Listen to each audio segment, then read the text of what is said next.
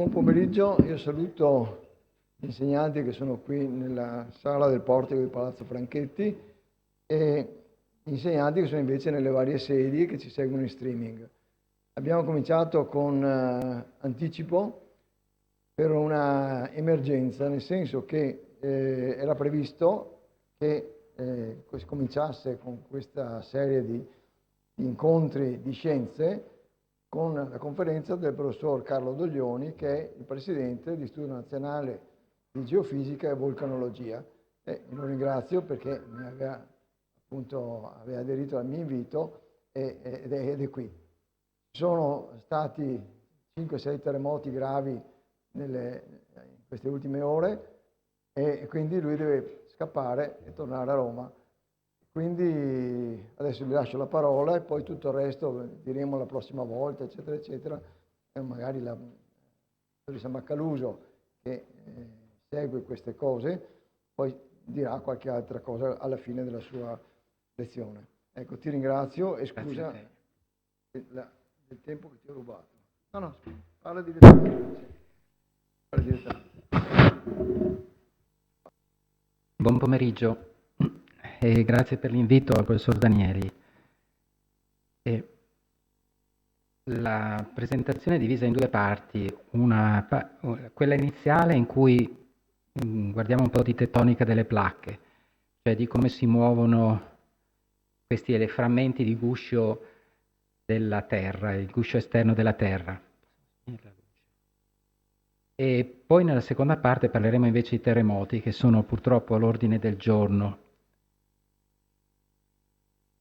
Questa è la distribuzione dei terremoti su tutta la superficie terrestre e un po' di terminologia. La litosfera è il guscio esterno, gli ultimi 100 chilometri. E il mantello è tutto quello che sta sotto, comprende anche una parte di litosfera e arriva fino a 2900 chilometri di profondità. Per placca terrestre intendiamo un pezzo di litosfera, quindi più o meno 100 km di spessore, che però si muove in maniera diversa rispetto alla litosfera attigua, quindi è un elemento del guscio esterno che si muove in modo indipendente. E le zone di rifting sono quelle dove la litosfera si separa, le zone invece di subduzione dove la litosfera si avvicina e quindi si crea una zona di subduzione. La litosfera è fatta da quella che avrete sentito nominare, la crosta, che può essere o continentale o oceanica, poi una parte sotto che è parte del mantello chiamato litosferico e poi al di sotto c'è una zona particolarmente calda e molto importante per la dinamica terrestre che è chiamata il canale a bassa velocità, alla sommità del quale le onde sismiche rallentano. Questa zona è chiamata astenosfera, che vuol dire sfera debole. Quindi la litosfera è separata in questi gusci, in queste grandi placche che vedete qui. Sono elementi che si muovono in modo separato l'uno dall'altro e i terremoti sono concentrati tutti nelle zone, principalmente nelle zone o di separazione o di movimento laterale o di convergenza tra le placche. Quindi se si allontanano si crea una zona di rifting, se si avvicinano si crea una zona invece di catena montuosa. Quindi se si allontanano si crea una dorsale oceanica, tipo questa, che determina proprio un rilievo sul fondo degli oceani. E le dorsali oceaniche più importanti sono quella del Pacifico orientale, quella atlantica ovviamente, e quella indiana. La crosta e la litosfera di conseguenza sono divise in due tipi, o continentale o oceanica, però all'interno della stessa placca ci può essere sia quella continentale che quella oceanica. E quelle che vedete, questi colori, sono l'indicazione dell'età della crosta oceanica, perché la crosta oceanica va da età zero, perché se ne sta formando adesso lungo le dorsali oceaniche, fino a circa 180-200 milioni di anni in questa parte del Pacifico o in questa parte dell'Oceano Atlantico. La crosta continentale invece è come una schiuma, è fatta di elementi molto più leggeri che galleggiano al di sopra del mantello e sono stati differenziati nel corso dei 4 miliardi e mezzo di storia della Terra. La crosta continentale non esisteva all'inizio della storia della Terra ed è lentamente in crescita.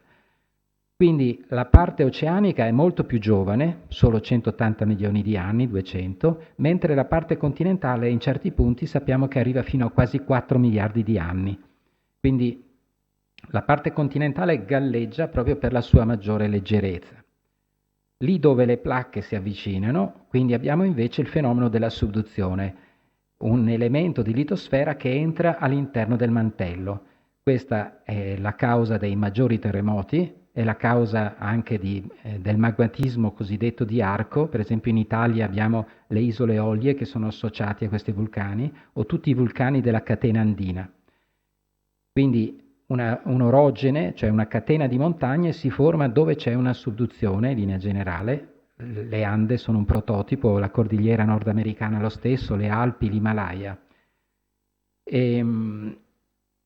Questo appunto è l'Everest. Quindi le placche si muovono, si sono sparpagliate, stanno crescendo, si riallontanano, si riavvicinano. È successo diverse volte nella storia della Terra. Quando noi sentiamo parlare della Pangea, la Pangea è solo un momento della storia della litosfera, perché prima era fatta di elementi disaggregati che poi si sono riuniti in questo megacontinente. E attualmente si stanno separando, ma ritorneranno in futuro a riunirsi. Prendiamo le zone di dorsale oceanica più importanti, che sono, abbiamo detto, l'Indiano, il Pacifico e l'Atlantico.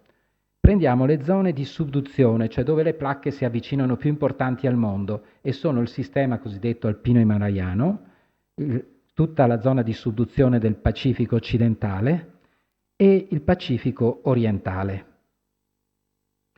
Se noi semplicemente uniamo la direzione di queste zone di apertura o di subduzione, vediamo che non è un movimento casuale, ma descrivono questa sorta di ondulazione sulla superficie terrestre. Questa è una proiezione Mercatore. Ora, questa direzione che noi possiamo ricostruire nel passato, perché questi colori ci danno delle età che vanno, abbiamo detto, da 0 fino indietro a 200 milioni di anni. Vedete che l'Atlantico ha questa direzione di apertura che è stabile in questa zona da quasi 180 milioni di anni, in questa zona da 100 e 150. Quindi questo movimento è molto stabile ed è stato regolare nel corso degli ultimi 100 milioni di anni almeno. Ora però, da più di 20 anni, abbiamo a disposizione la costellazione GPS e il GPS ci fa vedere come si muove la litosfera adesso e ci fa vedere che oggi le placche di cui parlavamo prima, in cui è suddivisa la litosfera, si muovono lungo questo andamento ondulato. Ciò significa che oggi quello che succede è molto simile a quello che capitava e che avveniva sulla superficie della Terra e anche al suo interno del mantello anche 10, 20, 50 milioni di anni fa. Quindi i movimenti attuali sono gli stessi movimenti che vedevamo nel passato. C'è una osservazione fondamentale che ci viene dall'Oceano Pacifico. Le isole Hawaii ci fanno vedere che c'è una sorgente di magmatismo molto giovane rispetto al mantello in cui è ospitato, che si muove nel tempo. Questo ci dice una cosa fondamentale, e cioè che il guscio esterno è disaccoppiato rispetto al mantello sottostante, si muove rispetto al mantello sotto. Quindi c'è un piano di scollamento. Questo piano di scollamento è il livello base su cui funziona la tettonica delle placche e quindi è realmente estremamente importante. Proprio perché è una zona in cui il mantello viene stirato, per esempio i cristalli si allungano lungo questa direzione.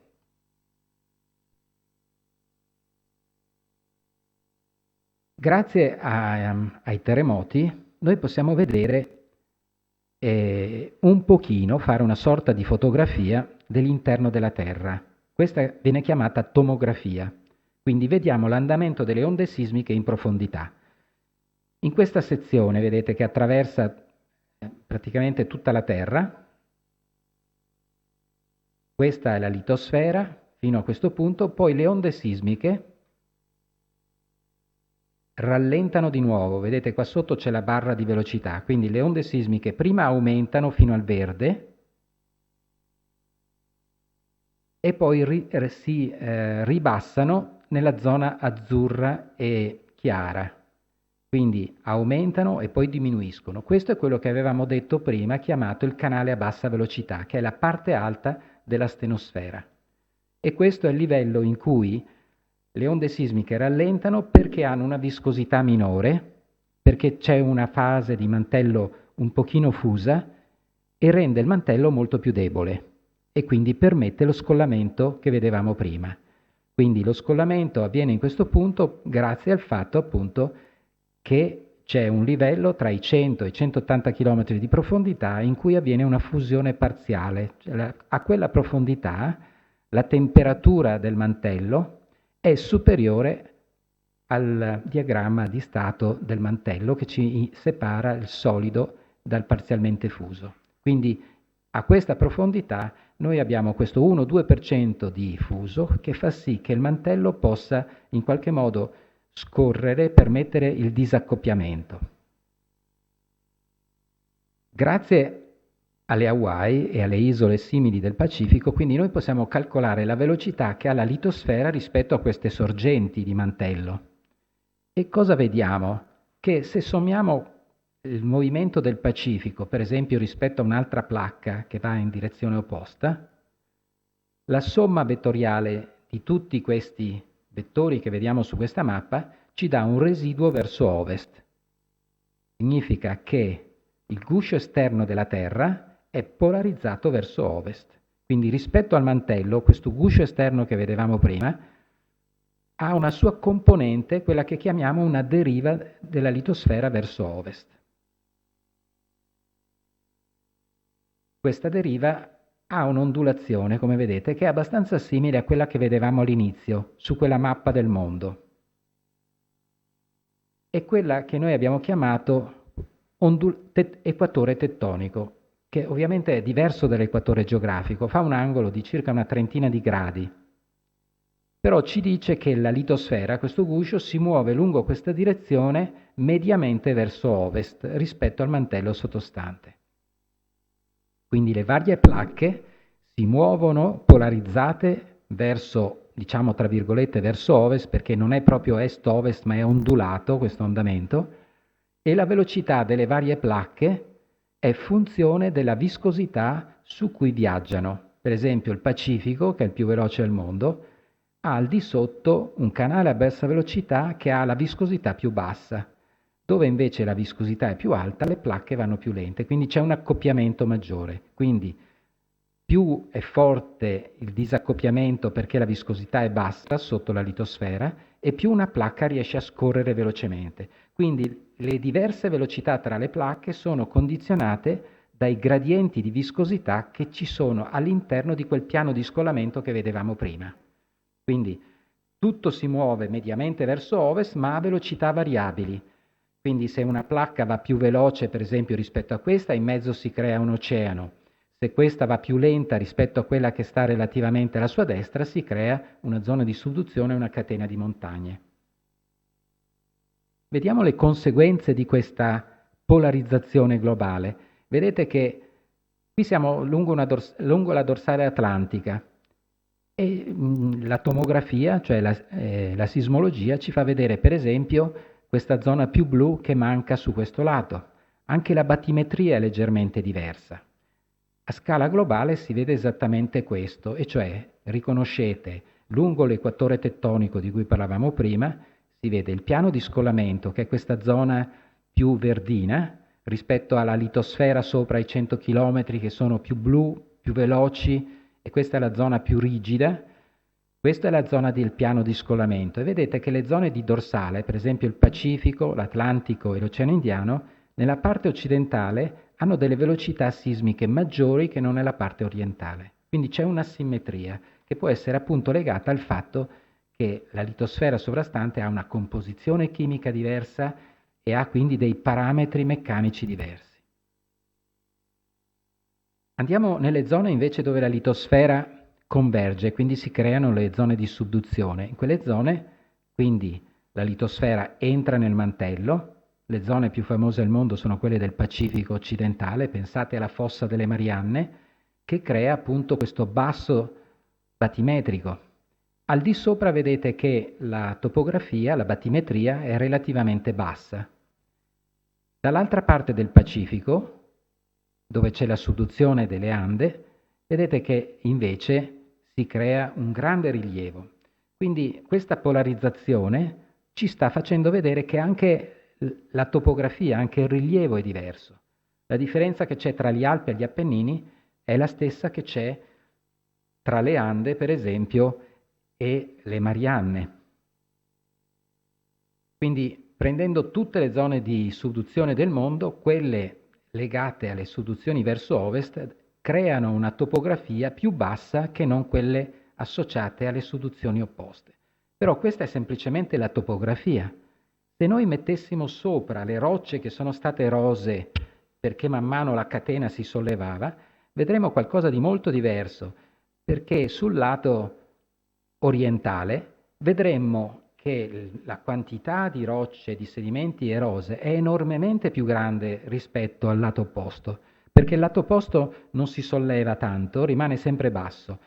Le subduzioni invece tipo l'Himalaya, le Alpi, le Ande invece creano un rilievo che cresce sempre nel tempo e che viene continuamente smantellato e che quindi produce tutti i depositi che vanno nei grandi delta che conosciamo. Quindi c'è una differenza nella simmetria della topografia, ma se rimettessimo le rocce al loro posto, questa differenza sarebbe ancora più grande.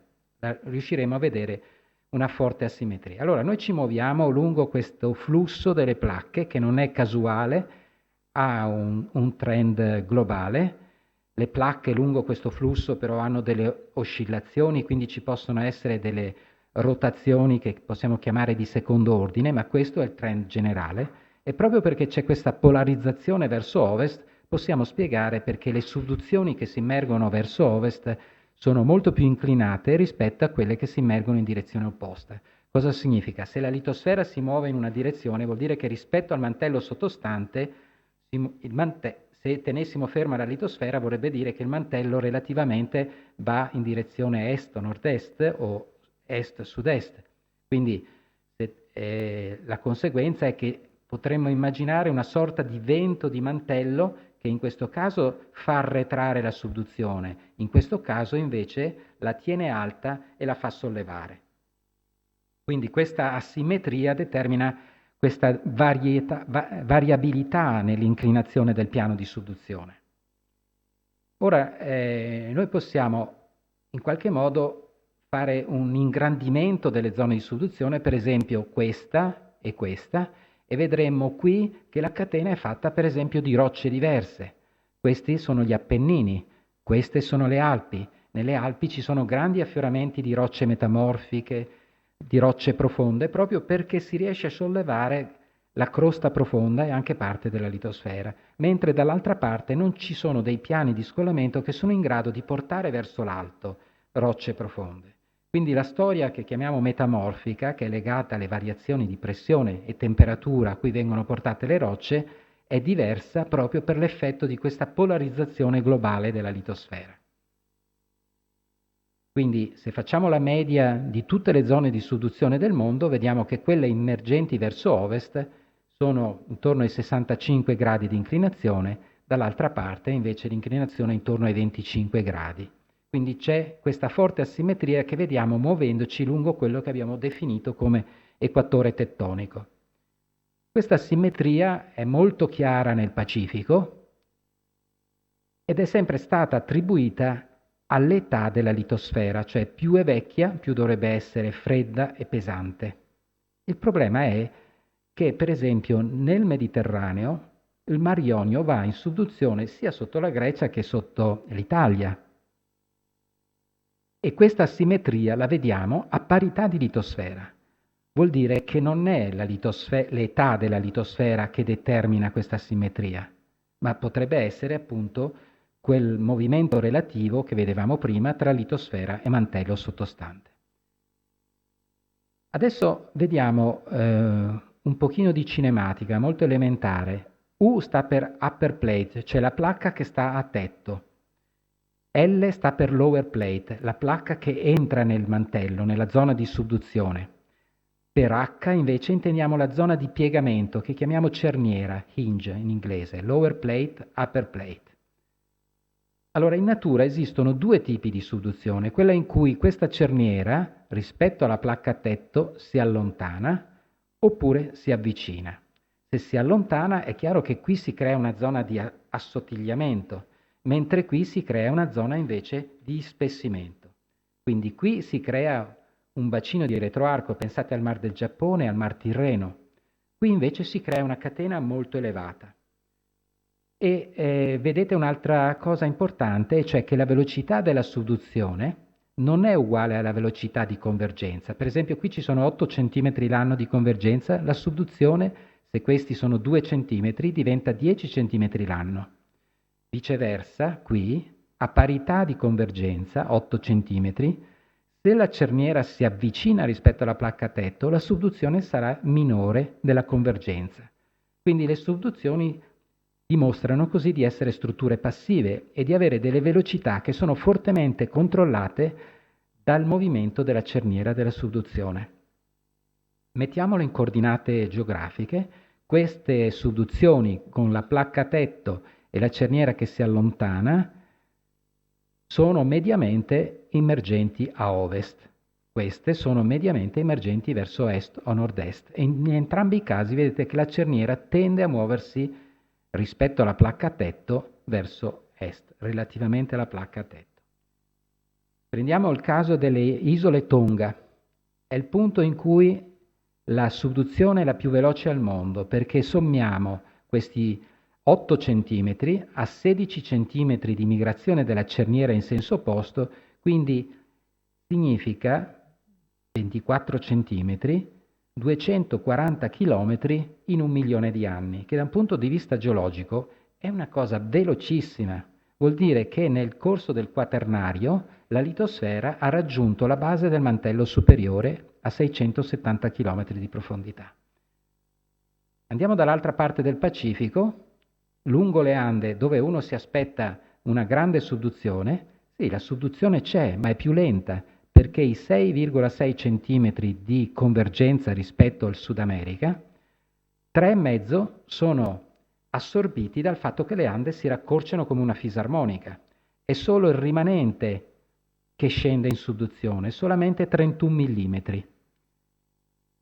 Questo significa, questo è l'andamento delle linee di flusso che vedevamo prima, quindi vedete che per esempio negli Zagros l'Arabia scende sotto l'Eurasia, nell'Himalaya l'India si muove relativamente verso nord-est rispetto all'Eurasia e così via. Quindi noi abbiamo, facendo un riassunto di quello che abbiamo visto prima, subduzioni molto diverse. Da un lato una catena tipo gli Appennini con quello che chiamiamo un bacino di retroarco, una catena poco elevata, fatta di rocce pellicolari, poco metamorfosate, e una subduzione che è più veloce della convergenza. Per esempio, se qui abbiamo 2 cm, qui la subduzione è 3 cm. Nelle Alpi, o in catene simili, vedete che la subduzione invece è più lenta della convergenza e abbiamo una doppia vergenza della catena, rocce profonde che vengono sollevate. Pensate che nelle Alpi sono stati trovati dei diamanti che indicano profondità anche di 100 km. In Appennino questo tipo di rocce non si può trovare.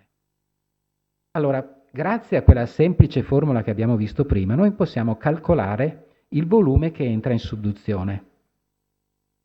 E vedete che nelle subduzioni verso ovest abbiamo volumi che superano i 230 km3 all'anno. Nelle subduzioni opposte poco più di 70 km3. Vuol dire che c'è una forte asimmetria di quello che entra all'interno del mantello e vuol dire quindi che anche la convezione dentro il mantello è asimmetrica, è polarizzata. Allora, per riassumere quello che abbiamo visto prima, ci sono queste asimmetrie nelle zone di dorsale e delle forti asimmetrie anche nelle zone di subduzione, cioè dove la litosfera entra nel mantello. Da un lato il bacino di retroarco, dall'altra invece delle catene molto elevate.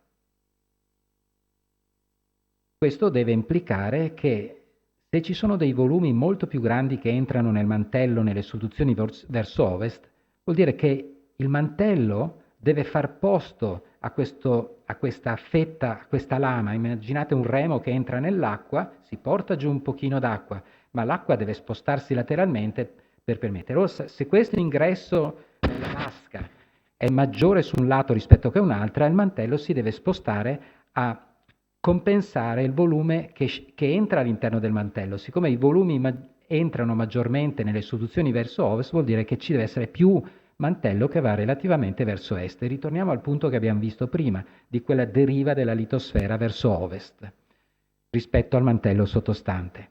Quindi c'è una sorta di circuito di materiale che entra, ovviamente si riscalda mentre scende perché è materiale freddo, cambia la mineralogia interna, diventano minerali molto più compatti, molto più densi, man mano che questo oggetto di litosfera entra all'interno del mantello.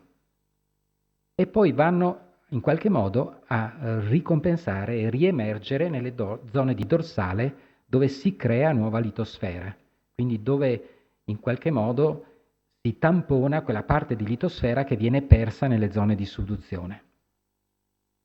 L'Italia è circondata da zone di subduzione, l'Appennino è sopra la subduzione del Mar Adriatico e dello Ionio sotto la catena stessa, mentre le Alpi sono il prodotto della subduzione della placca europea o eurasiatica al di sotto di quella che chiamiamo placca adriatica, che a sua volta va al di sotto della parte slava. Quindi qui abbiamo almeno 3 subduzioni che possiamo riconoscere. Queste subduzioni, prendiamo solamente la storia recente, questa è la catena alpina in verde. Da questo punto è nata la catena appenninica, perché la catena alpina è molto più antica, è iniziata quantomeno 100 milioni di anni fa, ha prodotto una catena a doppia vergenza, era legata alla subduzione diretta verso est, quindi aveva un rilievo molto più alto, molte più rocce metamorfiche. La catena appenninica invece si è enucleata in questa zona ed è migrata relativamente verso est. Quindi la zona di subduzione, vedete quella barra nera, è arretrata e il mantello, indicato da un punto di vista di riferimento dal pallino rosso, si muove relativamente verso est. Di conseguenza si crea estensione proprio perché la cerniera della subduzione si è spostata verso oriente. Voi immagino che avrete spesso sentito dire che tutti i terremoti, tutte le catene sono il prodotto della collisione tra Africa e Europa. Non è particolarmente vero, perché come vedete qui gli Appennini sono l'effetto dell'arretramento di questa subduzione e forse questo effetto dell'arretramento, che è più veloce della convergenza Africa-Europa, l'arretramento è quello che ha determinato la catena appenninica. Veniamo anche alle nostre zone. Noi abbiamo qui la catena alpina, vedete che ha una doppia vergenza, qui sotto la catena appenninica invece, e l'Appennino, grazie ai profili sismici, lo possiamo ritrovare sotto la pianura padana. E vediamo che proprio per l'effetto di questo arretramento della subduzione i sovrascorrimenti sono migrati. I sovrascorrimenti sono i punti dove la crosta si raddoppia, una parte riesce a salire su quella antistante e dal Pliocene inferiore, che sono circa 5 milioni di anni, vedete che nella pianura padana, qui siamo in una sezione tra Bologna e Ferrara, grosso modo, questa è un'ecografia del sottosuolo, ci permette di vedere una migrazione nel tempo verso nord-nord-est di queste strutture. E queste sono quelle attive che hanno generato, per esempio, il terremoto dell'Emilia del 2012. Questo è quello che viene chiamato il cuneo di accrezione, che nella figura che vedevamo prima rappresenta questa parte. Quindi siamo al di sopra della zona di subduzione che entra nel mantello. Questa zona più scura è la parte che viene spellata dalla litosfera che entra all'interno del mantello e quindi rimane impigliata con una specie di trucciolo tra la catena vera e propria che è qui dietro e la litosfera che scende in subduzione. Questo è un fenomeno chiamato di accrezione, cioè materiale che viene spellato dalla litosfera che entra in subduzione e che rimane invece nella parte sovrastante. Il mantello si fa strada man mano che questo fenomeno avanza. Questa subduzione è attiva, lo sappiamo dai terremoti dell'Emilia, di Ferrara, di Rimini, lo vediamo anche appunto in sismica riflessione. Qui vedete questa anticlinale che è attiva e che deforma i sedimenti sottostanti. Noi possiamo anche misurare questa inclinazione dell'inizio della litosfera che entra in subduzione. Questo angolo beta, per esempio, proprio qui fuori Venezia, in una sezione che va da circa Trieste a pochi chilometri qui davanti nel mare Adriatico, vedete che la litosfera è inclinata di circa 1,5 gradi. Ora noi sappiamo l'età di questi sedimenti e quindi possiamo calcolare il tasso di subsidenza. Sappiamo quindi che la subsidenza in questa zona è di circa 1 millimetro l'anno. La sezione che vedevamo prima corre qui e Venezia di conseguenza sta andando in subsidenza di 1 millimetro all'anno, che vuol dire 10 centimetri al secolo, per effetto della subduzione appenninica. Quindi sono gli Appennini che in qualche modo, diciamo, la struttura geodinamica della subduzione che va dal Monferrato fino alla Sicilia, che determina la subsidenza di Venezia. Lo possiamo vedere in sedimenti molto recenti, anche di 10.000 o 100.000 anni fa. Vediamo che per esempio qui sono molto più scesi, hanno avuto una subsidenza maggiore che non spostandoci verso Trieste, per esempio, in questa zona.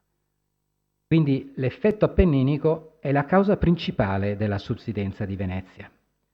E questo arretramento quindi fa sì che man mano il piano di subduzione arretri verso nord-est e produce un effetto che coinvolge buona parte delle Alpi occidentali, ma anche una parte delle Alpi orientali. Qui in una sezione che passa vicino a Milano, vedete questa parte verde è un cuneo di sedimenti che si è appoggiato per lo spazio che si è generato per l'arretramento della zona di subduzione. Quindi è andata giù, ha creato un vuoto che è stato riempito dai sedimenti che provengono dalle Alpi stesse, però il buco è stato creato dalla subduzione appenninica. Quindi la pianura padana è un combinato, se volete, degli effetti appenninici e alpini, però la subsidenza principale è generata dagli Appennini. Quindi abbiamo prima la catena alpina che si forma e poi la catena appenninica che addirittura porta in subsidenza anche la catena alpina. Ora noi dobbiamo ancora capire perché si muovono le placche. Nonostante tutti i progressi che sono stati fatti finora nel campo delle geoscienze, non abbiamo ancora una risposta univoca di che cosa spinge le placche. Abbiamo degli osservabili, che sono le velocità delle placche, l'andamento delle onde sismiche, le velocità verticali, e poi esistono i modelli. Modelli, avrete sentito parlare della convezione nel mantello, immagino, che è quella che spiegherebbe come e perché si muovono le placche. Ci sono varie correnti di pensiero, quelli che pensano che la convezione sia guidata dal basso, cioè un raffreddamento che passa per materiale caldo più leggero che sale verso l'alto, oppure materiale freddo alto che innesca questa convezione dall'alto. Allora, la convezione avviene perché c'è un gradiente di temperatura, freddo sopra e caldo sotto, e quindi materiale caldo che dovrebbe risalire. In più c'è il calore radiogenico. La formula di Rayleigh, questo numero senza dimensione, in cui al numeratore ci sono i fattori che favoriscono la convezione, che sono la densità, l'espansione termica, il gradiente di temperatura, mentre al denominatore ci sono i fattori che inibiscono la convezione, che sono la viscosità e la conducibilità termica. Poi in questo fattore vedete che c'è invece il calore che viene emesso all'interno del mantello per il calore radiogenico, per il decadimento radioattivo di tutti i minerali, in particolare i minerali ricchi di potassio. Noi abbiamo vari modelli che possono spiegare la convezione nel mantello, però assumono dei parametri che non sono realistici, soprattutto se cerchiamo in qualche modo di vincolare quello che abbiamo visto prima, quindi geometria e cinematica delle placche, con tutti questi modelli, che sono modelli numerici, come questo per esempio, o anche altri tipi di modelli. Ora, se immaginate una convenzione tipo l'acqua che bolle, voi immaginate una zona di risalita e delle zone poligonali dove ridiscende. Non c'è nulla di paragonabile sulla superficie terrestre, nulla di questi grandi elementi che salgono e ridiscendono adiacenti. Ci sono per esempio 3 dorsali una accanto all'altra senza in mezzo nessuna zona di ridiscesa. Quindi la convezione, così come era stata ipotizzata inizialmente, è incompatibile con quello che osserviamo da un punto di vista geometrico e cinematico. In più c'è un altro parametro fondamentale, cioè che il mantello non è chimicamente e mineralogicamente omogeneo, ma è stratificato. Più si va verso il basso, più è fatto da minerali che hanno una composizione più ricca in ferro e nickel, sono minerali più compatti, quindi hanno una densità maggiore.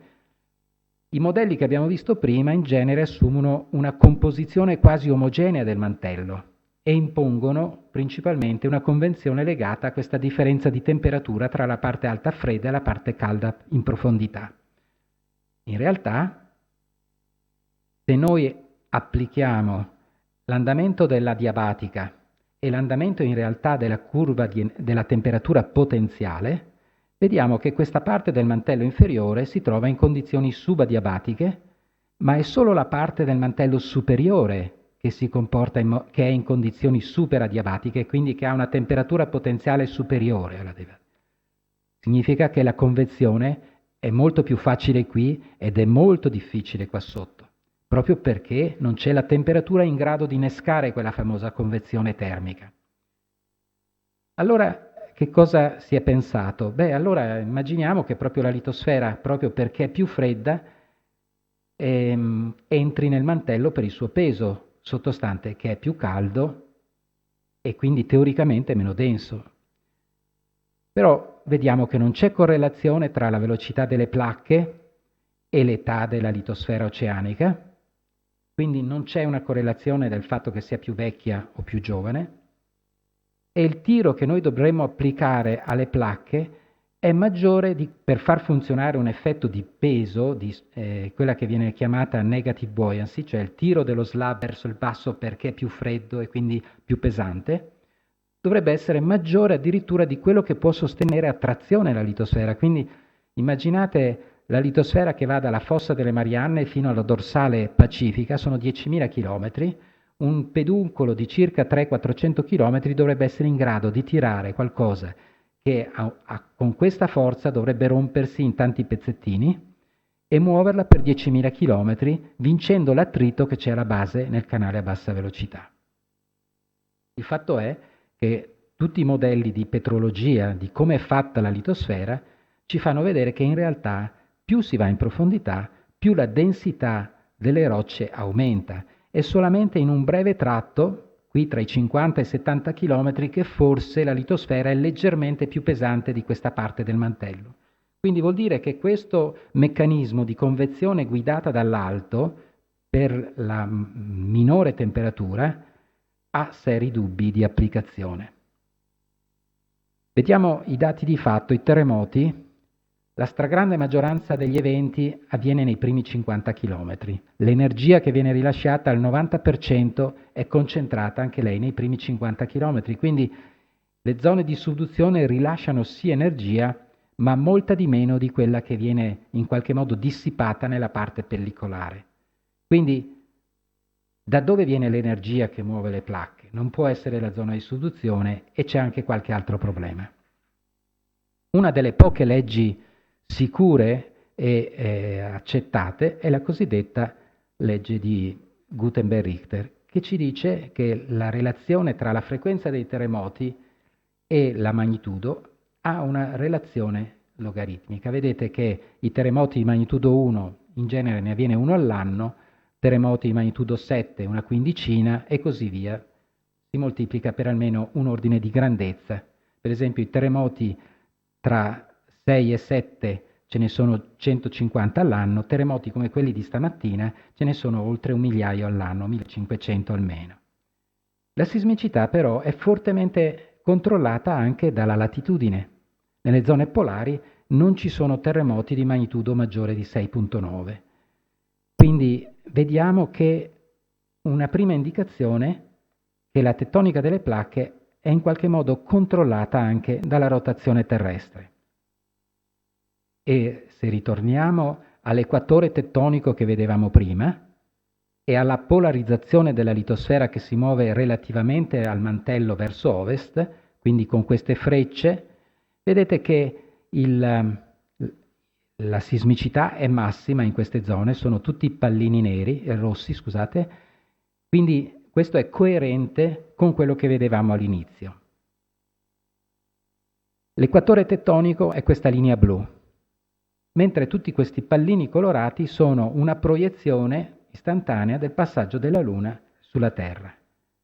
Cosa ci può dire questo? Che l'equatore tettonico, guarda caso, ha un'inclinazione rispetto all'equatore geografico che è l'inclinazione dell'equatore più il piano dell'eclittica più il piano di rivoluzione della Luna. Superiamo i 28, arriviamo quasi a 29 gradi. Quindi c'è una forte relazione tra la rivoluzione lunare attorno alla Terra e l'andamento di questo equatore tettonico.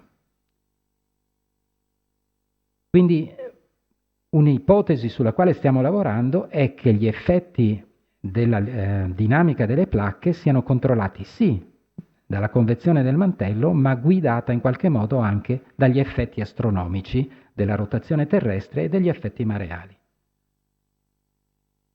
Quando passa la Luna sopra la nostra testa, la Terra reagisce istantaneamente, c'è un effetto di attrazione gravitazionale.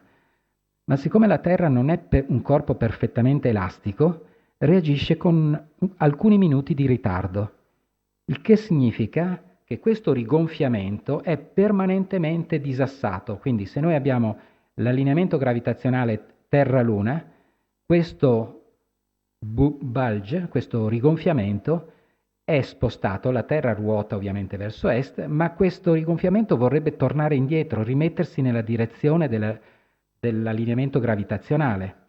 Quindi c'è un momento che agisce sulla litosfera che genera quello che viene chiamato il drag tidale, cioè il rallentamento, il freno mareale.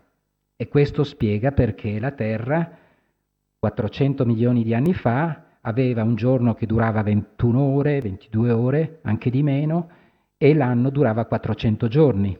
Quindi la Terra rallenta la sua velocità di rotazione di circa 2 millisecondi al secolo. E l'effetto di dissipazione di energia di tutta la tettonica delle placche è molto simile a quello che noi possiamo misurare come effetto mareale. Quindi noi abbiamo il passaggio dell'onda di marea e parliamo di marea non solida, scusate, non liquida, ma solida. Cioè al di là di quello che succede negli oceani e nel mare Adriatico, per esempio qui, il suolo si alza e si abbassa 2 volte al giorno, ogni 12 ore e 25 minuti, di 40 centimetri. Non ce ne accorgiamo perché questo sollevamento ha una lunghezza d'onda di 5-6 mila chilometri a questa latitudine, quindi non succede niente al pavimento, non si formano delle crepe, ma si alza e si abbassa. Il problema è che si muove anche in orizzontale di circa 20 centimetri, va avanti e indietro e il problema è che questa oscillazione della superficie terrestre avviene, come avete visto prima, sotto un effetto di spinta permanente verso ovest della litosfera. Quindi c'è molto probabilmente quella che noi ipotizziamo un'isteresi di circa 1/10 di millimetro ogni giorno, ogni volta che passa l'effetto mareale, ripeto, di marea solida. Quindi la litosfera si comporta in maniera irregolare proprio per gli effetti rotazionali. Vicino a Pisa c'è la stazione Virgo, che l'Istituto Nazionale di Fisica Nucleare aveva installato per rilevare le onde gravitazionali ed è costituita dai 2 bracci dell'interferometro che doveva registrare l'arrivo dell'esplosione della supernova. Questi 2 bracci vengono continuamente deformati dal passaggio della marea solida, che per loro è un disturbo perché disallinea l'interferometro, che permette il passaggio dell'onda del raggio laser, che qui viene separato e va in questo tunnel fino a questo specchio, torna indietro quest'altro ramo del progetto Virgo e torna indietro. Quindi loro hanno bisogno di mantenere un allineamento perfetto perché l'interferometro funzioni e quindi misurano le maree con grandissima precisione. E quello che loro hanno misurato è che a Virgo la marea solida non riporta il suolo, il braccio dell'interferometro nella stessa posizione iniziale, ma c'è un residuo, che è questo, che sono circa 100 micron. Questi 100 micron, moltiplicati 2 volte al giorno per 365 giorni l'anno, ci dicono che il braccio, che l'intera litosfera viene soggetta a una deformazione che può essere dell'ordine dei 6-7 cm, che sono quello che noi misuriamo rispetto al mantello sottostante. Quindi è come se i due bracci vengono attraversati dal passaggio degli effetti di marea solida in questa direzione o in questa, a seconda di come passa il corpo celeste associato alla Terra. Di conseguenza c'è un'increspatura del terreno permanente in questa direzione, poi in questa. La media è una componente verso ovest, che è quella che vedevamo prima, e che spinge la litosfera giorno dopo giorno con alcune centinaia di micron. E quindi la litosfera si comporta un po' come una specie di lombrico che si alza, si abbassa e si sposta lentamente verso ovest. E questa migrazione della litosfera è l'effetto di questa polarizzazione che vedevamo all'inizio e che quindi non è caotica ma ha una sua precisa direzione di movimento. Quindi se vogliamo fare un po' un riassunto di quello che abbiamo visto è sì, c'è convezione perché c'è materiale che entra nel mantello, però questa convezione è asimmetrica e c'è un raffreddamento della Terra che avviene circa 100 gradi ogni miliardo di anni, ma c'è anche un effetto astronomico che in qualche modo mantiene in permanente vibrazione la litosfera, la fa scivolare al di sopra di questo piano di scollamento che abbiamo visto all'inizio e che permette in qualche modo di spostare l'intero guscio esterno della Terra mediamente verso ovest, ma a velocità diverse a seconda del grado di disaccoppiamento che c'è tra la litosfera e la sottostante astenosfera.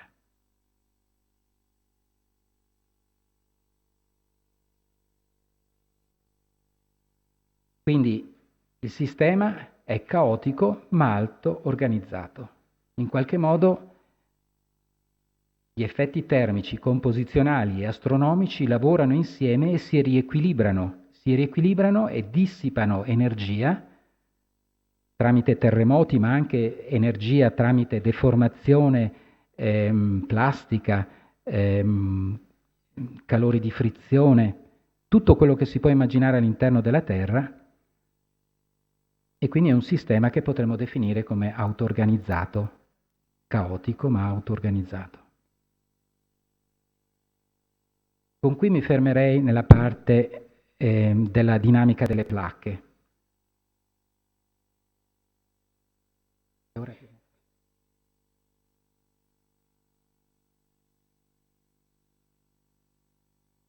Proseguo.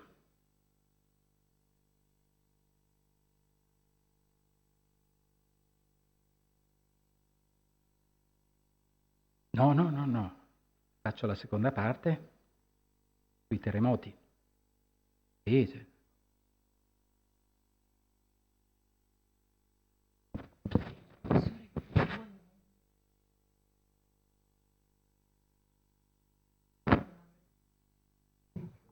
Allora, come dicevo, il professor Doglioni deve partire, quindi adesso dirà anche la seconda parte della sua relazione e poi le domande comunque vengono fatte via email e poi verranno risposte via email successivamente. Mi dispiace per questo inconveniente, ma capite bene che, data la sua posizione, non può non esimersi dal ritornare a Roma, insomma. Quindi adesso, quando vuoi, puoi cominciare.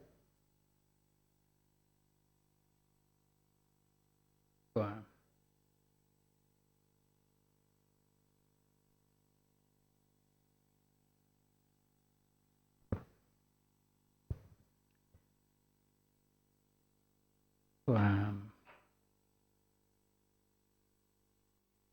Sulla visualizzazione, sì. Inizio o dalla Sì, va bene, lo prospettiva stesso. corrente. Ora vi parlerei un po' di terremoti. I terremoti sono dissipazione di energia e, come avete visto prima, sono l'effetto della dinamica delle placche.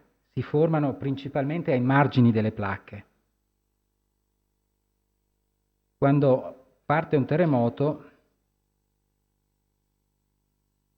purtroppo questo video non funziona, si creano delle onde P e poi delle onde S. Le onde P sono le prime,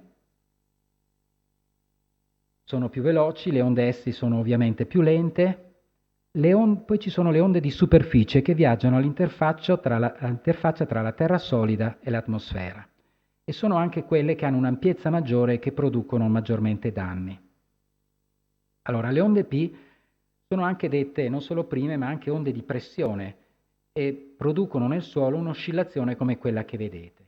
Le onde S, seconde, sono anche dette onde di shear, cioè onde di taglio, e rispetto al volume producono un'oscillazione sull'orizzontale. Poi arrivano le onde di superficie, che sono appunto all'interfaccia tra la Terra e l'atmosfera. Poi i terremoti sono associati alle faglie. Le faglie sono quei piani lungo cui la crosta riesce a muoversi, una parte sale o scende rispetto a quella adiacente o si muove lateralmente. Qui vedete per esempio una faglia in cui il tetto è caduto verso il basso e vedete questo riflettore per esempio che possiamo riconoscere in questo profilo sismico. Qui siamo nel mare di Barents e vediamo che la faglia normale ha prodotto un rigetto nel tempo che è dell'ordine di parecchie centinaia di metri, se non un chilometro. Ora, una faglia normale, quindi, è una faglia che permette la caduta di un elemento di crosta verso il basso e questo scivolamento produce il terremoto.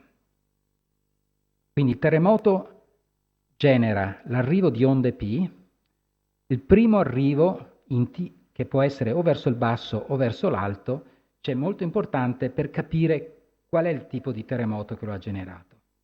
Quindi le onde P vengono poi seguite nel sismogramma dalle onde S, le seconde, e poi dalle onde di superficie, che sono quelle che hanno un'ampiezza maggiore. Come dicevamo anche prima, i terremoti di grande magnitudo, tipo magnitudo 9, sono molto rari, in genere al massimo uno ogni 10 anni. Vedete che diminuendo di magnitudo aumenta un ordine di grandezza il numero di terremoti, la loro frequenza, e aumenta l'area che viene coinvolta dalle faglie. Quindi le faglie, per esempio un terremoto di magnitudo -1 è un terremoto che rompe una superficie di faglia di 10 metri quadrati, quindi come se avessimo 3 metri per 3 che si muovono, e produce un piccolo terremoto.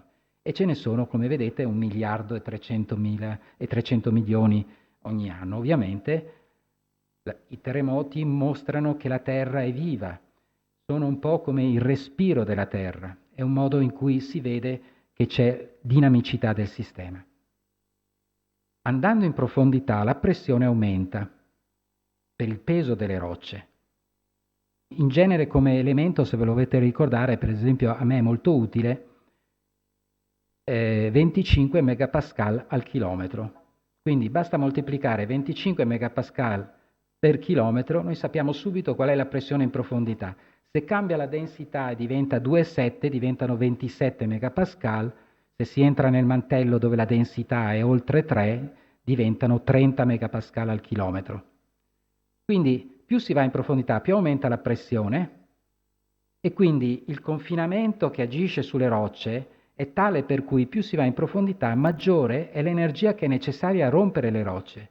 Quindi rompere le rocce in superficie o a 15 km di profondità richiede qua sotto un'energia molto più grande, proprio perché c'è l'effetto che tiene insieme tutti i legami molecolari. Per rompere, per produrre una faglia, A 15 km serve molta più energia che non romperla a 2-3 km di profondità. Però andando in profondità aumenta la temperatura, che rende le rocce molto più deboli, un po' come scaldare del cioccolato, ovviamente si squaglia subito. Quindi l'effetto della temperatura, man mano che si va in profondità, rende le rocce più deboli.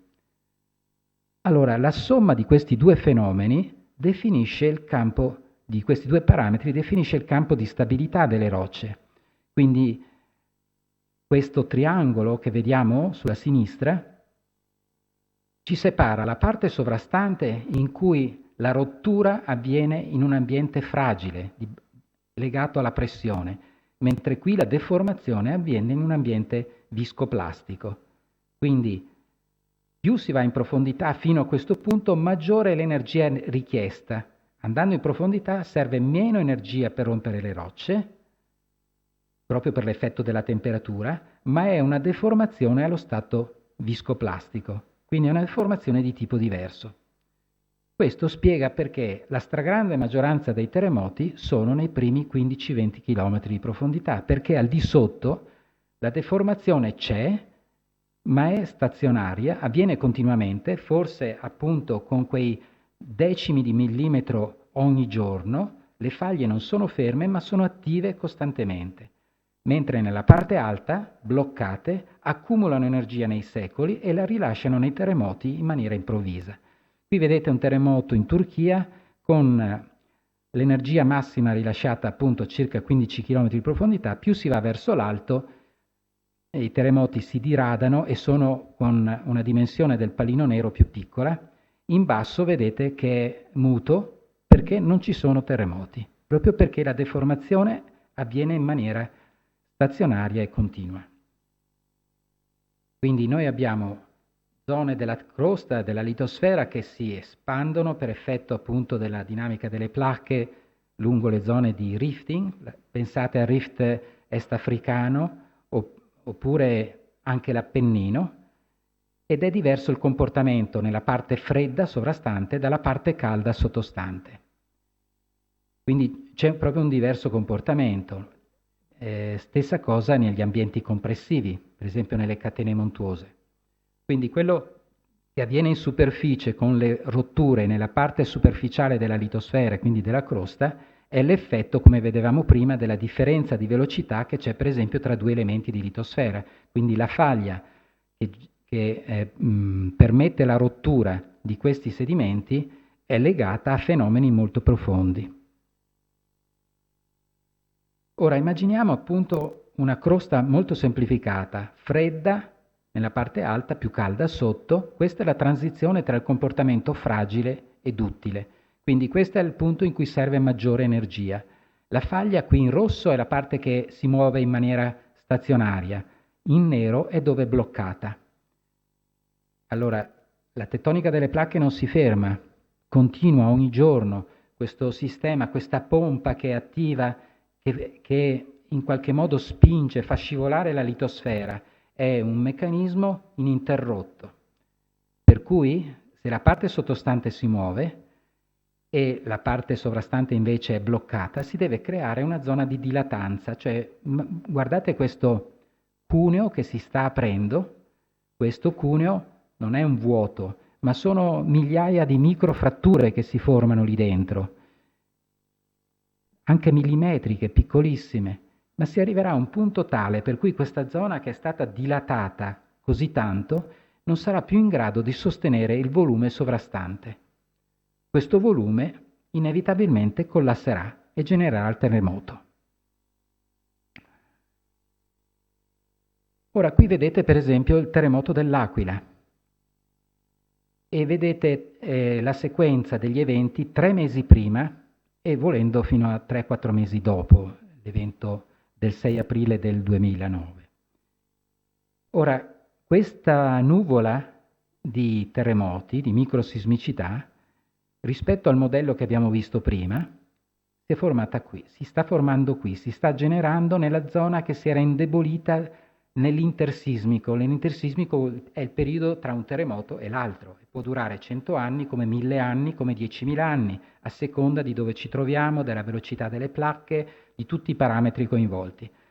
5, 4, 3, 2, 1, avviene il terremoto e vedete che si illumina la faglia che ha generato poi il terremoto di magnitudo 6.3. Quindi c'è una fase preparatoria, questa, che è nella parte cosiddetta antitetica, il terremoto che poi si sviluppa e si forma, in qualche modo muove la faglia famosa di Paganica e quindi l'attivazione. Quindi in nero è mentre è ferma nei secoli, in rosso è durante l'evento sismico in cui questo blocco collassa verso il basso. Quindi in rosso sono i terremoti prima del 6 aprile, la stella è l'evento principale e questi sono i terremoti successivi. Questa è un'immagine del satellite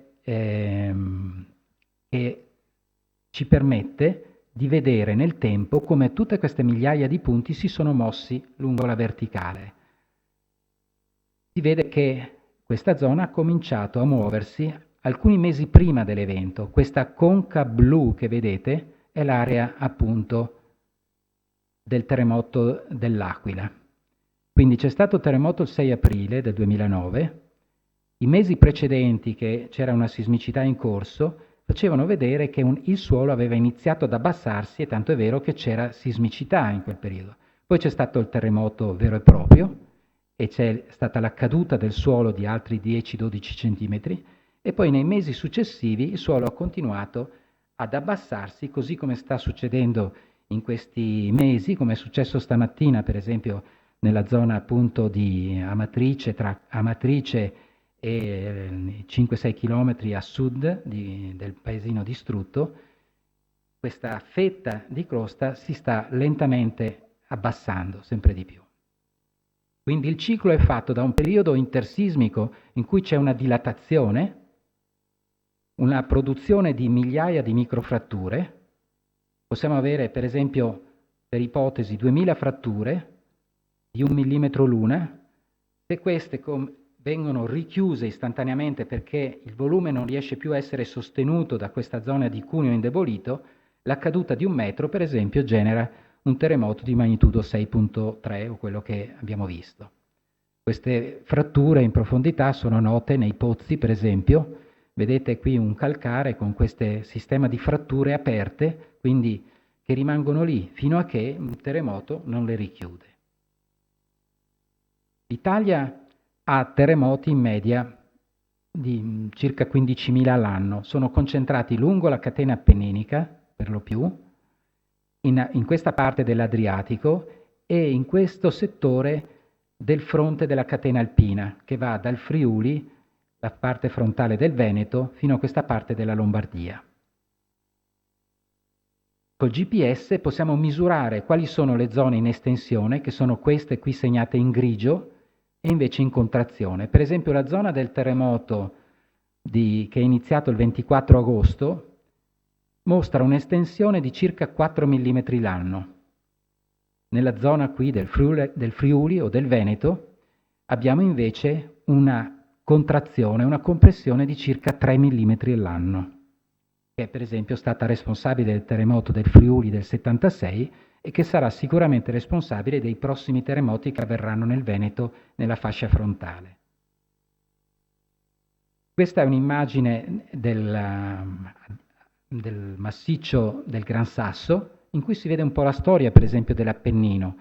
Con l'effetto della subduzione abbiamo prima il prisma d'accrezione con la formazione delle pieghe e i sovrascorrimenti e poi la tettonica estensionale dietro che taglia e che è quella che ha dato i terremoti che conosciamo. Terremoto come quello, qui vedete, del 24 agosto. Questo è quello che viene chiamato meccanismo focale e ci permette di capire che è una faglia normale. Un altro meccanismo focale mostrerebbe invece che è un'altra tipologia di faglia. Queste sono le registrazioni del terremoto del 24 agosto, le onde P e le onde S. Siamo vicinissimi, qui siamo vicini all'Aquila, quindi vicinissimi alla zona di Amatrice. quindi ci impiegano molto poco le onde S ad arrivare dopo le onde P, e il sismografo registra la componente verticale delle onde, la componente nord-sud e la componente est-ovest. Ovviamente questa devastazione purtroppo la conosciamo. Questo terremoto è stato disastroso, in particolare quello del 30 ottobre. Per fortuna è avvenuto in un momento in cui la popolazione non era più nelle abitazioni, se no sicuramente fosse avvenuto il 24 agosto avrebbe dato molti più morti di quelli che ci sono stati. Questa è proprio la via centrale di Amatrice. E questa è la sequenza aggiornata fino a pochi giorni fa. Quindi abbiamo questa specie di rombo che vedete con l'evento di 6.3. Stamattina sono avvenuti altri 3 terremoti in questa zona più a sud. E vedete che era una zona che non era ancora stata coperta dalla sismicità, quindi non era ancora collassata, non aveva ancora avuto la dissipazione di energia che conosciamo. Ci sono stati già più di 45.000 terremoti finora dal 24 agosto, sicuramente supereremo i 50.000 terremoti in questa sequenza sismica. Quindi queste sono delle sezioni che ci fanno vedere come è distribuita la sismicità, andando da nord, da verso Camerino, scendendo verso Amatrice, e vedete che a destra tutti questi pallini neri indicano la sismicità e l'interpretazione delle faglie che sono associate. Quindi vedete dei piani principali che emergono verso ovest, però al di sotto c'è un piano poco inclinato e poi dei piani inclinati verso est. E quindi un cuneo che è caduto verso il basso, che grazie ai satelliti possiamo vedere con estrema precisione come è avvenuto. Allora, questo è il satellite ALOS del Giappone, e questi sono i 3 eventi dal 24 agosto al 30 ottobre. Questo è stato il primo evento di magnitudo 6, il magnitudo 6,59 successivo del 26 ottobre, e questo quello del 30 ottobre. Vedete che l'ellisse è molto più grande perché questo è quello di maggiore magnitudo 6.5. Quello che è avvenuto stamattina di 5.5 ha avuto un'energia 32 volte più piccola di quella che è avvenuta il 30 ottobre. Ogni grado di magnitudo aumenta l'energia di 32 volte circa. Quindi che cosa significa? Che noi possiamo calcolare i volumi che vengono coinvolti. Per esempio, se grazie proprio alla profondità di quella transizione tra il fragile e duttile, abbiamo un parametro molto importante, cioè che la profondità per gli ambienti estensionali è circa 1/3 della lunghezza del volume che si può attivare, quindi possiamo calcolare il volume, in questo caso circa 800 km3. Un terremoto che invece coinvolge uno spessore maggiore di crosta arriva ad avere 6.500 circa chilometri cubi qui, oppure se andiamo a 21 km, lo spessore tra fragile e duttile, possiamo avere 21.000 km3. Allora voi provate a immaginare un corpo piccolo, oppure un volume molto più grande. La magnitudo del terremoto è proporzionale al volume. Di conseguenza più è grande il volume, più è grande la faglia, più è lunga la struttura che si rompe, ma quello che dissipa l'energia è il volume, che in questo caso cade verso il basso, va in favore di gravità, aumentando di 3 volte la profondità di questa transizione, aumenta di 26 volte la massa, di 100 volte l'energia e di oltre 1000 volte l'energia sismica. Quindi immaginate, questo è un esempio di una faglia che si può vedere affiorante nelle Dolomiti, provate a immaginare una crosta tipo appunto le rocce che vediamo in montagna regolarmente, lunga 15-20 km, profonda 10, larga 10, questo volume che cade per 3 metri. Questo è il terremoto, per esempio, che è avvenuto in Appennino. Un'enorme fetta di crosta che collassa, e più è grande, maggiore è la magnitudo del terremoto. Nei pozzi noi possiamo misurare la temperatura delle acque e di conseguenza il calore emesso dalla terra. Questo calore vedete che è massimo nel Tirreno, è minore in queste zone più blu, e grazie a questo noi possiamo calcolare la profondità di quella transizione tra il comportamento fragile ed duttile della crosta. Quindi è un parametro fondamentale per noi per poter capire anche la sismicità. Questi sono i terremoti di maggiore magnitudo avvenuti in questo settore d'Italia. Vedete che i pallini sono tanto più grossi, tanto più lo spessore della crosta, della parte elastica, è maggiore. Vedete che spostandoci in questa zona dove lo spessore è minore perché è più calda la litosfera, è più sottile la parte fragile, i terremoti sono pallini più piccoli, quindi hanno una magnitudo minore, quindi la magnitudo aumenta con l'aumentare dello spessore fragile o elastico della crosta. Quindi la magnitudo, qui non ci potrà essere un terremoto di magnitudo comparabile a quello che avviene in Appennino nella zona assiale della catena. Grazie a questo concetto che vedevamo prima possiamo calcolare i volumi massimi che potrebbero attivarsi in una qualsiasi parte dell'areale appenninico, per esempio. Delle parti in estensione possiamo variare l'inclinazione, per esempio. Vedete che il massimo, per esempio, di volumi è qua giù, in Calabria, dove potremo avere oltre 20.000 km cubi che collassano. E quindi potremo stimare a priori la magnitudo massima che si può attivare, si può generare in una determinata zona d'Italia, proprio per l'effetto della temperatura e dello spessore della parte elastica. Quindi tanto più è grande questo triangolo che cade, tanto maggiore è la magnitudo. E l'effetto di questa estensione che vediamo in Appennino o di questa compressione che vediamo in pianura padana è legato alla subduzione dell'Adriatico al di sotto della catena appenninica, perché man mano che arretra la cerniera determina un'estensione nella parte sovrastante, ma determina compressione qui nel fronte che va per esempio Pesaro, Pescara, si sale su ad Ancona fino a Rimini, Ferrara in pianura padana. Questa in scala 1:1 vediamo queste estensioni, queste faglie che emergono verso est e questi blocchi che collassano, e questo è il terremoto per esempio di magnitudo 6.5 del 30 ottobre del 2016 che produce in superficie delle rotture della morfologia. Questo è il Monte Vettoretto, vedete la scarpata di faglia che si attiva per esempio dopo il terremoto del 30 ottobre, questo è il primo evento, quello del 24 agosto, e questo è quello del 30 ottobre. Quindi noi abbiamo due tipi di terremoti, estensionali o compressivi. Abbiamo i terremoti estensionali in cui il blocco collassa verso il basso. I terremoti compressivi invece avviene qualcosa di esattamente opposto, perché nell'intersismico questa zona invece di dilatarsi viene sovracompressa. Quindi lì si accumula tanta energia elastica. Quindi i terremoti potrebbero essere distinti e classificati in funzione del tipo di energia che dissipano, perché in questo caso dissipano energia gravitazionale, in questo caso energia elastica, e per questa ragione potremmo differenziarli in graviquakes o gravimoti o elastoquakes o elastomoti. Quindi in questo caso questo è un modello numerico in cui fa vedere la parte di faglia bloccata e la parte di faglia rossa durante l'intersismico attiva, si crea una zona di dilatazione che durante il cosismico, cioè durante il terremoto, collassa e questo campo di sforzo, vedete, si inverte. L'opposto succede per gli ambienti compressivi. Una cosa importante che abbiamo notato è che la magnitudo dei terremoti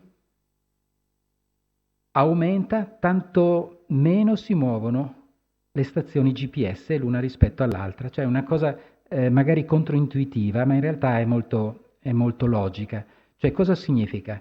Che nelle zone, che vedete queste zone rosse, sono quelle dove il GPS ci mostra che la deformazione è più forte. Vuol dire che in quelle zone la crosta riesce in qualche modo a dilatarsi o a comprimersi a seconda dell'ambiente in cui ci troviamo.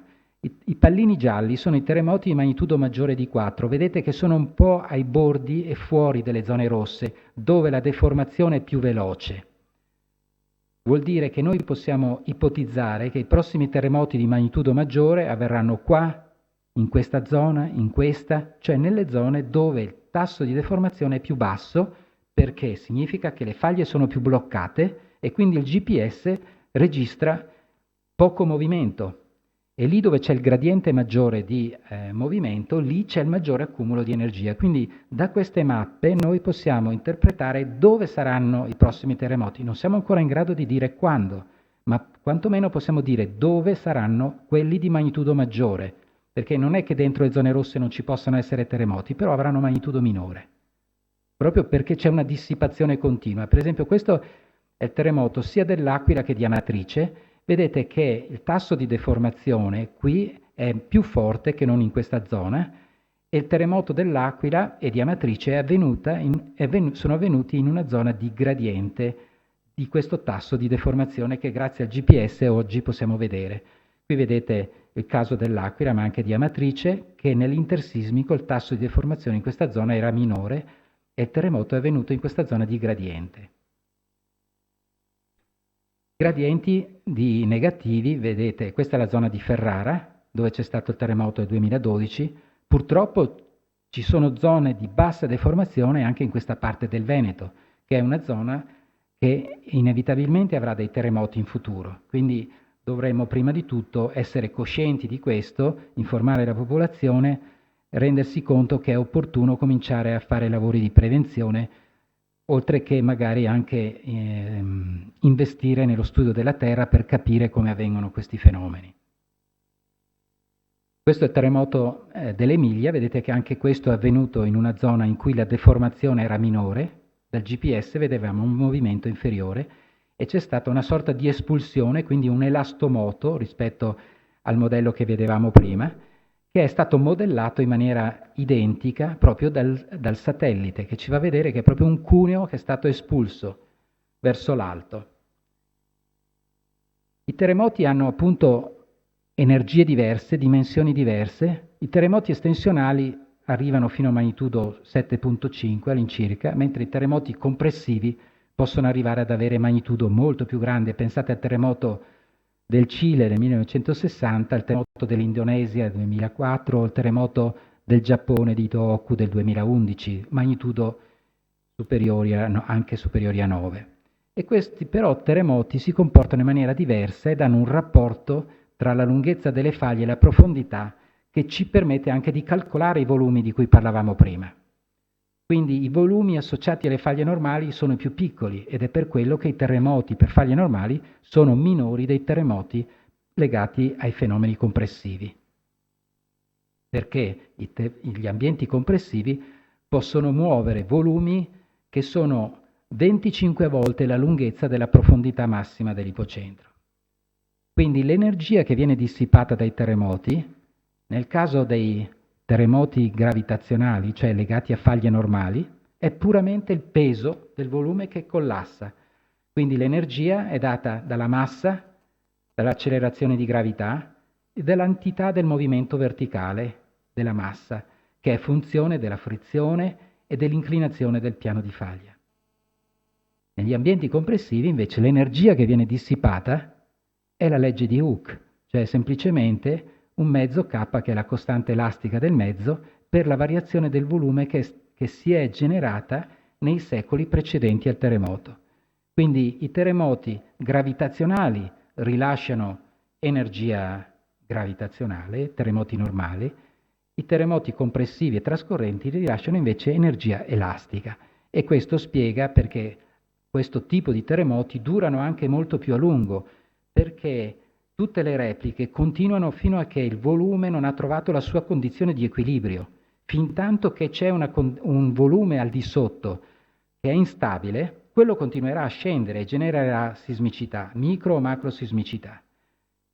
Negli ambienti compressivi, le repliche, se ricordate l'evento dell'Emilia, è durato molto di meno che non l'evento di cui stiamo patendo in questi mesi, proprio perché è andato contro la gravità, perché quindi non c'è più energia per andare verso l'alto, mentre andando in favore di gravità funziona fino a che non si è esaurita tutta l'energia disponibile.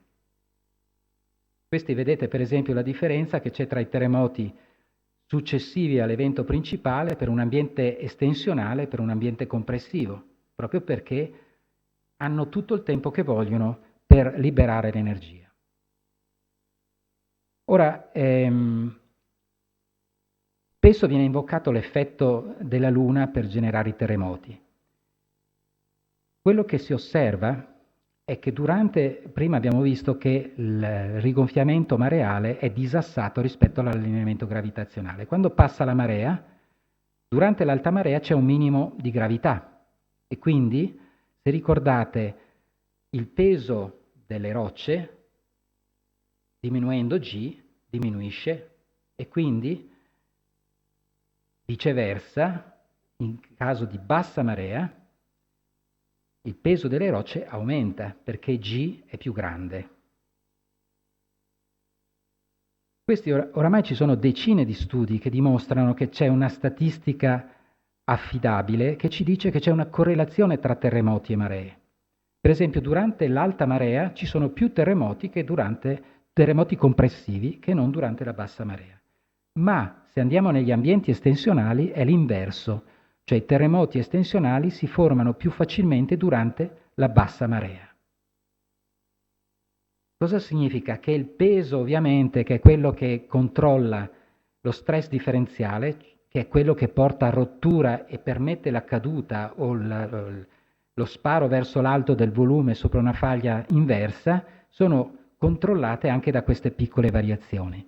Il terremoto può avvenire comunque, indipendentemente dalla Luna, e questo al momento non ci permette di fare nessuna previsione, ma ci sta dicendo che quella piccola variazione legata alle oscillazioni dell'accelerazione di gravità può essere l'ultima goccia che fa traboccare il vaso. L'effetto di marea è piccolissimo rispetto a quello che viene liberato in un terremoto, ma quello che viene liberato nel terremoto è quello che si è accumulato per 3 secoli prima ed è l'effetto o di dilatazione o di compressione di quella pompa di cui parlavamo prima, che agisce giorno dopo giorno per centinaia di anni e porta una struttura alla condizione critica, per cui basterà quella foglia, quel battito d'ali per far partire il terremoto.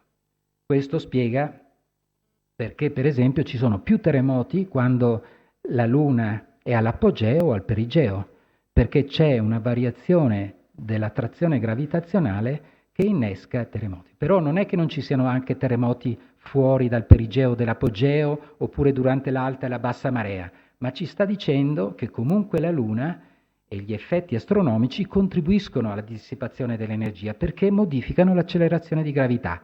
Poco, ma è quel tanto che basta nelle zone in cui si è raggiunta la condizione limite per innescare l'evento. Questo è il dato satellitare, per esempio, del terremoto del 30 di ottobre. E vedete questa zona rossa che dimostra che c'è questa forte depressione, è una conca all'interno della quale è collassato questa fetta di volume dell'Appennino. E grazie a questo satellite possiamo vedere quanto si è abbassato. Per esempio, questa è la comparazione dell'immagine satellitare prima e dopo del terremoto del 24 agosto. Ci fa vedere che, per esempio, qui si è abbassato di circa 20 centimetri, più o meno anche qui. Qui invece c'è stato un sollevamento di alcuni centimetri, molto meno. Voi avete visto le immagini di Amatrice, completamente distrutta. Il danneggiamento delle case ad Amatrice è stato molto più forte che non, per esempio, a Città Reale, che è a pochissimi chilometri di distanza, ma è alla stessa distanza dall'epicentro. Perché c'è questa differenza di comportamento delle abitazioni rispetto al terremoto? Una cosa è la direttività, cioè le onde si sono propagate lungo questa direzione, certamente, ma c'è un altro effetto, e cioè abbiamo visto che nella zona epicentrale il suolo si è abbassato per esempio di 20 centimetri. Nella zona invece occidentale si è alzato di alcuni centimetri. Le case in muratura, in mattoni, soprattutto per non parlare quelle che sono fatte di ciotoli di fiume, che sono fragilissime, qui aumentavano di peso, quindi la casa in qualche modo diventava più resistente alle onde di taglio. Qui, cadendo verso il basso di 20 cm in 20 secondi e soggetta alle onde orizzontali, cadendo verso il basso perdeva peso, è come diventare un castello di carte. Quindi le case, nella zona in cui si abbassa il suolo, diventano molto più fragili perché la stabilità di una casa è dovuta anche al peso stesso della casa. Quindi questo può spiegare anche una delle ragioni per cui c'è stata questa forte distruzione. Oltre a questo fenomeno però c'è anche un effetto chiamato di sito, cioè per esempio le onde sismiche che attraversano delle rocce solide passano veloci e quindi hanno un'ampiezza più piccola. Quando entrano in sedimenti più teneri invece aumentano di ampiezza perché rallentano e di conseguenza producono più danni. Quindi i terremoti che avvengono in zone alluvionali producono danneggiamenti più forti che non su roccia rigida, proprio perché le onde sismiche nelle rocce rigide passano più velocemente con un'ampiezza minore. Nei sedimenti teneri rallentano, l'ampiezza è maggiore e il danno è superiore. Quindi lo scuotimento orizzontale diventa più energetico e più forte al di sopra di rocce meno consolidate perché l'ampiezza aumenta rispetto alle rocce consolidate. Abbiamo il comportamento dei fluidi che può essere estremamente importante per capire i terremoti. Pensate al gravimoto di cui parlavamo prima. Se tutti i fluidi che sono contenuti nelle rocce, che si comportano come delle spugne, vengono compressi ed espulsi. In un ambiente compressivo i fluidi vengono espulsi anche durante la fase intersismica, quindi c'è un richiamo dei fluidi durante il terremoto, quindi le sorgenti, le falde freatiche reagiscono in maniera diversa al campo di stress che agisce. Al di là degli fenomeni idrologici ciclici, naturali, stagionali, ci sono dei veri e propri fenomeni idrologici controllati dal campo di stress all'interno della crosta.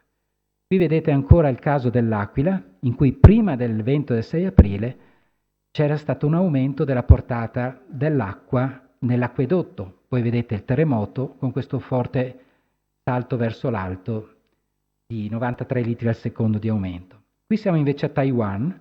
In questa zona di dilatazione la falda freatica si è durante il terremoto abbassata di 11 metri. Quindi l'effetto dei fluidi è diverso in funzione se siamo in un ambiente contrazionale o di dilatazione, perché in dilatazione c'è un richiamo dei fluidi, di compressione, durante il terremoto, come in questo caso, invece c'è un'espulsione dei fluidi. Quindi sparando in qualche modo spremendo i fluidi verso l'alto, siccome i fluidi in profondità sono più caldi, si vede anche un aumento della temperatura nelle falde in superficie, perché si porta la temperatura più profonda verso l'alto. Si è visto anche con le variazioni tra le velocità delle onde P e le onde S, perché le onde S sono molto sensibili ai fluidi e quindi più fluidi ci sono in circolazione, più le onde S rallentano e quindi il rapporto tra le onde P e le onde S ci può dare un'indicazione su quanti fluidi ci sono nel sistema. Vedete, per esempio, in questo grafico a sinistra ci fa vedere che prima del terremoto del 6 aprile all'Aquila c'era una diminuzione del rapporto tra le VP e le VS, tra le onde prime e le onde seconde. Quindi noi abbiamo una serie di parametri che ci possono aiutare a capire e studiare i terremoti, che non sempre sono visibili, perché a volte, come il terremoto del 24 agosto, ci sono stati pochissimi segni premonitori, forse nessuno.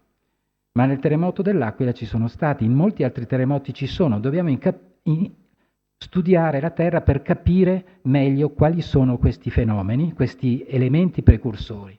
Abbiamo visto, per esempio, degli eventi che chiamiamo foreshocks, che avvengono prima dell'evento principale, le variazioni di strain rate, emissioni anche acustiche o anche elettromagnetiche, tiltaggio del suolo, rilascio di gas, variazioni della tavola d'acqua e della portata delle sorgenti.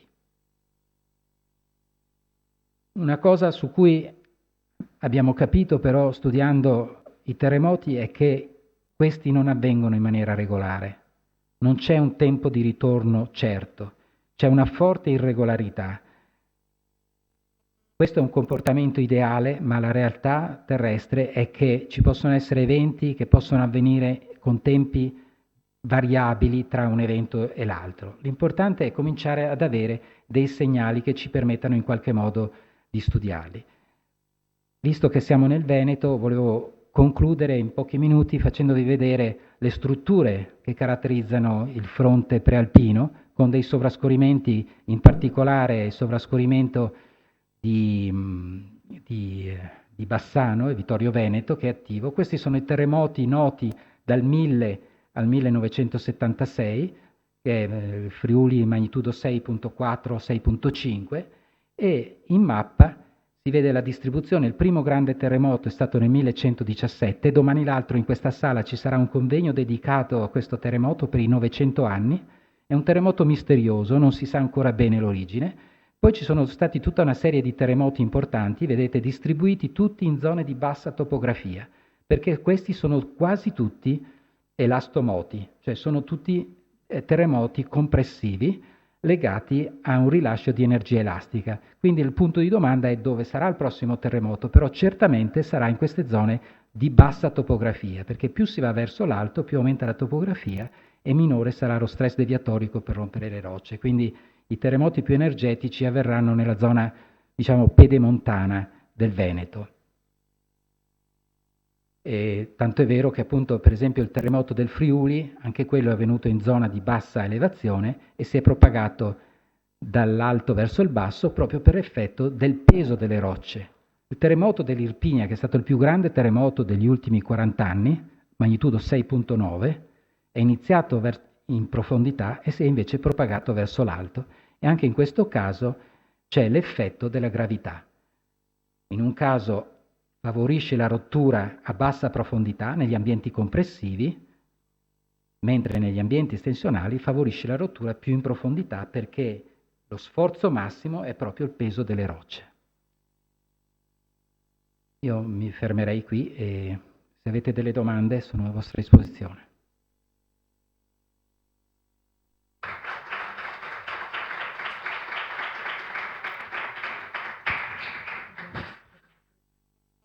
Ecco, volevamo avvisare anche le altre sedi che stanno assistendo alla diretta streaming che possono inviare le loro domande via email. Ciò a cui non si farà tempo a rispondere oggi verrà comunque poi sottoposto al professor Doglioni che ci darà una risposta via email e poi metteremo tutto in piattaforma e posteremo in un forum apposito.